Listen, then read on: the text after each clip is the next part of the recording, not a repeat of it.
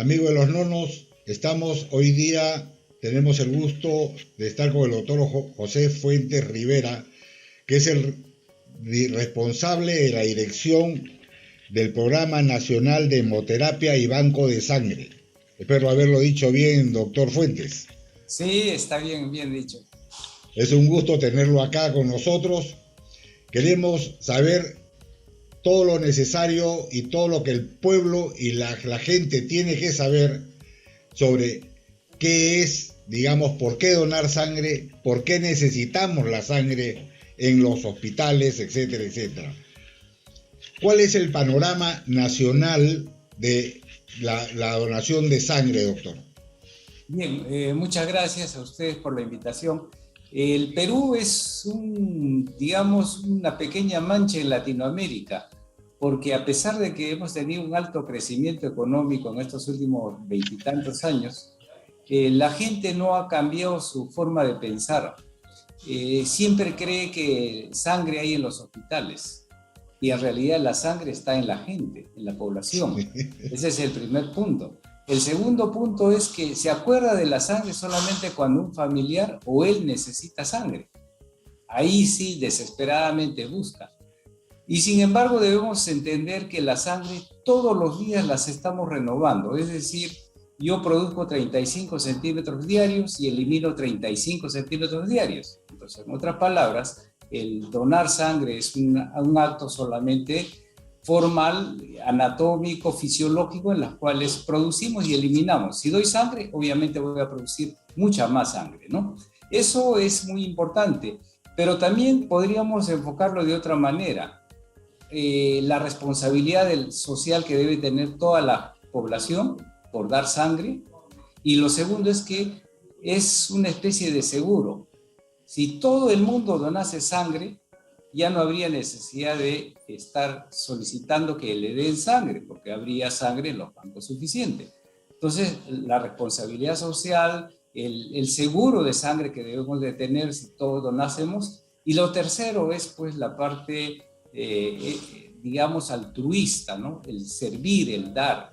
No hay placer más grande que el de dar y de servir. Entonces, esa es una manera en la cual las personas deberíamos entenderla. No entenderla como que los hospitales necesitan sangre y que yo soy voluntario y quiero servir a la población. No, es mi responsabilidad.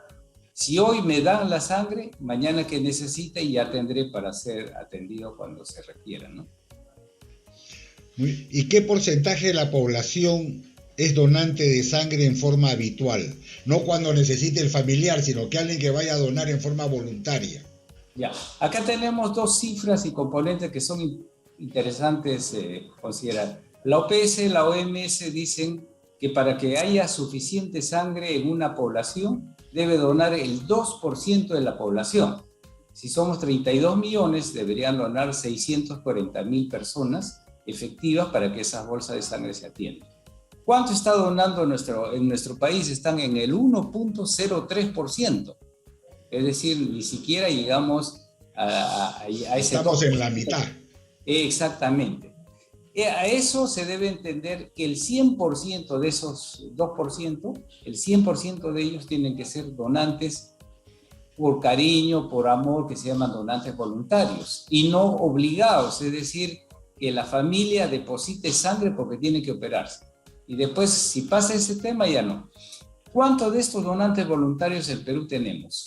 Durante muchos años han estado en el 4 a 5%, es decir, 96% eran obligados. Actualmente hemos logrado, ya en 2022 estamos llegando al 22%, más o menos uno de cada 5 personas se está donando voluntariamente, y eso es bueno, o sea, el 22%, porque de esta manera podemos atender y mejorar la seguridad de la sangre, que es muy importante para la población. No, indudablemente, claro que sí.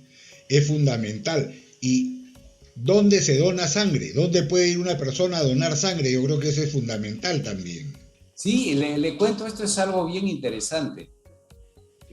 Dice, cuando hay una amenaza, es también una buena oportunidad que se tenemos que hacer, sin hacer un FODA, ¿no? Pero, por ejemplo, cuando hubo el tema del COVID, y los hospitales se cerraron y la gente ya no quería ir a los hospitales a dar sangre porque sencillamente tenía miedo a contagiarse.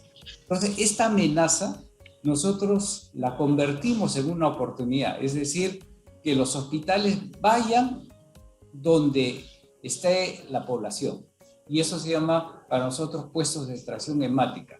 Actualmente, por ejemplo, tenemos en la Rambla de San Borja, la Plaza San Miguel, Real Plaza Centro Cívico, Mall de Santa Anita, Plaza Norte, Minca, Rambla de Breña, Metro de Santa Clara y Bellavista del Callao. O sea, estamos yendo donde está la población, cambiar totalmente esa estrategia de citar a los donantes a los hospitales.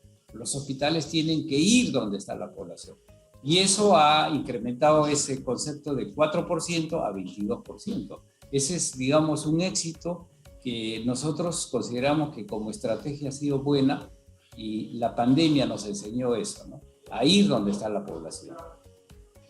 Es muy importante y justamente le hacía la pregunta porque había visto en la zona de San Borja un sitio estaban, digamos, donando sangre, digamos, y una pregunta, digamos, que me lleva a lo mismo. ¿Qué requerimientos requiere una persona para donar sangre? Hay 7 criterios que son interesantes rápidamente. Primero, el querer servir, el altruismo. Segundo, dar sin recibir, o sea, no obligado porque me van a dar un día libre, me van a dar un regalo, no. Tercero, no debe estar dirigido para mi papá, mamá, porque después me olvido de dar.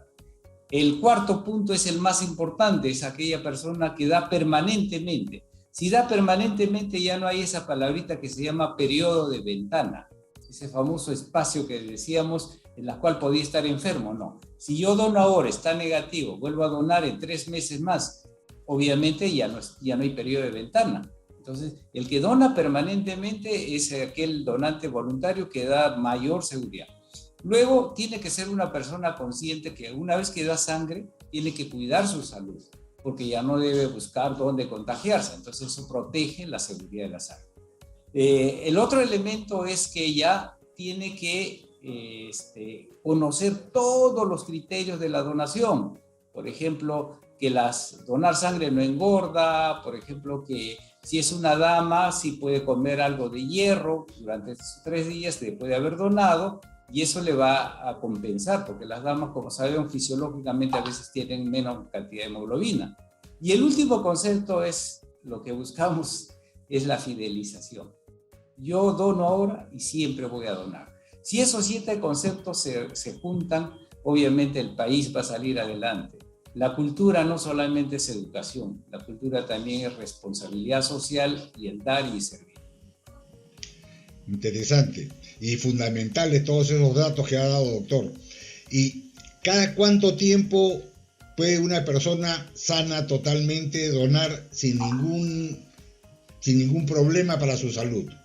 Los varones podemos donar 4 veces al año, es decir, cada 3 meses, y las damas cada 4 meses o 3 veces al año. Entonces es un estándar que hace que podamos recuperar rápidamente la unidad de sangre o lo que se perdió y luego recuperar y dar, ¿no? Entonces, pero lo más importante es que cada vez que dona sangre, uno le hace controles de HIV, hepatitis, sífilis, o sea, está controlado médicamente. O sea, médicamente le hacen un control antes de la donación. Efectivamente, pues todos. Y acá viene una palabrita que, aunque sea un poco religiosa, es bien interesante. Ese es el acto de contrición. Eso que dice, yo reconozco mi culpa. Entonces, no se trata que sea una persona homosexual, bisexual o quien fuese, sino es el acto, la responsabilidad que tiene la persona de saber reconocer sus pecados. Es decir, si ha tenido algún tipo de riesgo, lo diga y ya no dona sangre y evita todo el fenómeno de contaminación. Entonces, para nosotros tiene un lenguaje que se llama autoexclusión voluntaria. Es decir, si yo tengo algún tipo de riesgo, no debo dar sangre y debo decir, porque debo cuidar la seguridad del que va a recibir la sangre. Entonces, esa palabrita es para nosotros vital, vital. Más que decir me van a hacer la prueba de laboratorio y me van a dar seguridad. No, es el tema de que el propio donante reconozca si tiene algún tipo de riesgo. Indudablemente, eso es fundamental, que cada uno sepa lo que debe de hacer. Eso Así es básico. Y una pregunta, y me ha hecho recordar mucho la palabra que usted decía, si dono sangre voy a engordar, era el concepto antiguo que había de mucha gente, que voy a engordar. ¿Algún problema produce donar sangre cada 3, cada 4 meses? A ver, en general, cuando una persona pierde sangre por diversos motivos, y entre ellos es donar sangre, se activa una hormona que se llama eritropoyetina, que está en los riñones, y esto estimula para que se produzca. Entonces, si yo perdía diariamente y producía 35 centímetros, por acción de la eritropoyetina voy a producir 51 centímetros, triplica su producción, ¿no? De 17 a 51. Eso es muy importante entender.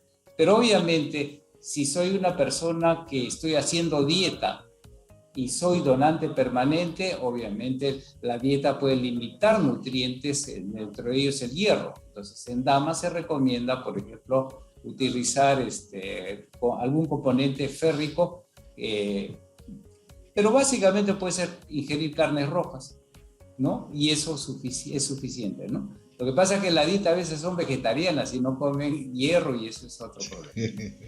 Eso es muy cierto, eso es muy cierto. Bueno, doctor José Fuentes, le agradecemos mucho la entrevista, digamos, que nos sirva para que la gente se entere más y esté más, digamos, dispuesta a ser donante de sangre en forma frecuente, que es lo importante. Muchísimas gracias. No, a ustedes, y ojalá nos ayuden mucho en integrar a la población en estos conceptos, porque no solamente es para nosotros, es para todos en algún momento, ¿no? La sangre podemos usarla ahora y siempre, y si ahora damos, nos tenemos un seguro de por vida, ¿no? Muy bien. Muchísimas gracias. A usted, gracias.